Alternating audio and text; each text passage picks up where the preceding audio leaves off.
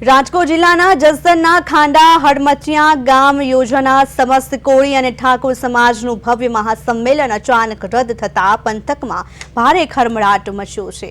કોળી સમાજના આગેવાન મુકેશ રાજપરાએ પોતાના જ સમાજના કેટલાક રાજકીય નેતા પર ગંભીર આક્ષેપો લગાવતા દાવો કર્યો છે કે હવનના હાડકા હોમવાવાળા રાજકીય આગેવાનો દ્વારા ઇરાદાપૂર્વક ષડયંત્ર રચીને આ સંમેલન અટકાવવામાં આવ્યું હતું। વધુમાં સમાજના જ કેટલાક રાજકીય આગેવાનો દ્વારા મહાસંમેલનને કોઈ પણ ભોગે નિષ્ફળ બનાવવા માટે પૂરેપૂરી તાકાત લગાવવામાં આવી હોવાનો પણ આરોપ મૂકવામાં આવ્યો છે। સત્તાનો દુરુપયોગ કરી સરકારી અને વહીવટી અધિકારીઓ પર દબાણ લાવી સંમેલનની પરમિશન અટકાવવાના પ્રયાસો કરવામાં આવ્યા હોવાનું પણ મુકેશ રાજપરાએ જણાવ્યું છે। સંમેલન રદ થતા કોળી અને ઠાકોર સમાજના લોકોમાં રોષ જોવા મળી રહ્યો છે અને આગામી સમયમાં આંતરિક રાજકારણને લઈને મામલો વધુ ગરમાય તેવી શક્યતા વ્યક્ત કરવામાં આવી છે। જસદણ મહાસંમેલનમાં અચાનક મહાસંમેલન રદ થતા ખળભળાટ મચ્યો છે, જેમાં મુકેશ રાજપરાએ ગંભીર આરોપો લગાવ્યા છે। અધિકારીઓ પર દબાણના આરોપ લગાવ્યા છે।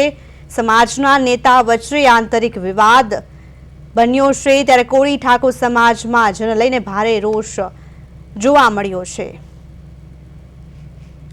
વધુ માહિતી માટે જસદણથી અમારા સંવાદદાતા કિશન પ્રજાપતિ ફોનલાઈનથી જોડાઈ ગયા છે। કિશન, જે કોળી ઠાકોર સમાજનું મહાસંમેલન અચાનક રદ થયું છે તેને લઈને શું વધુ વિગતો સામે આવી છે?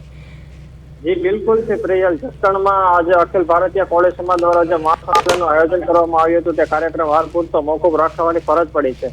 મળતી વિગતો અનુસાર આ કાર્યક્રમ માટે જે જરૂરી પોલીસ પરમિશન જોઈએ તે સમયસર ન મળી શકતા કારણે આ સમગ્ર કાર્યક્રમ બંધ રહ્યો છે। કોળી સમાજ સંગઠન દ્વારા આ અંગે સ્પષ્ટતા કરવામાં આવી છે કે આગામી દિવસોમાં વિવિધ રીતે વહીવટી તંત્રની મંજૂરી મેળવ્યા બાદ જ આ મહાસંમેલન ફરીથી યોજવામાં આવશે। મહત્વનું છે કે મોટી સંખ્યામાં લોકો ઉમટી પડવાની શક્યતા હતી, પરંતુ કાયદો અને વ્યવસ્થા જળવાઈ રહે તે હેતુથી પરમિશન ન મળતા આયોજકો દ્વારા આ નિર્ણય લેવામાં આવ્યો છે। હવે સમાજના આગેવાનો આગામી તારીખ અને આયોજક અંગે ટૂંક સમયમાં જાહેરાત કરી શકે છે। જી હવે કિશન, જે રીતે મહાસંમેલન અચાનક રદ થયું છે ત્યારે અન્ય પાર્ટીના કાર્યકરો શું એની પ્રતિક્રિયા સામે આવી છે? કારણ કે મુકેશ રાજપરાએ જે રીતે ગંભીર આક્ષેપો લગાવ્યા છે ત્યારે તેને લઈને ખળભળાટ મચ્યો છે। જી બિલકુલ, તેણે વહીવટી તંત્રની મંજૂરી નહોતી લીધી અને મહાસંમેલનનું આયોજન કરી નાખ્યું હતું। જી કિશન, સમગ્ર માહિતી બદલ આપનો આભાર।